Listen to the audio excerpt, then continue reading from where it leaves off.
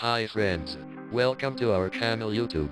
We are going to show you how to fix PS2 keyboard not working in Windows 10. First thing you need is to turn on the on-screen keyboard. You will also need a mouse if you don't know navigate through menus with the keyboard only.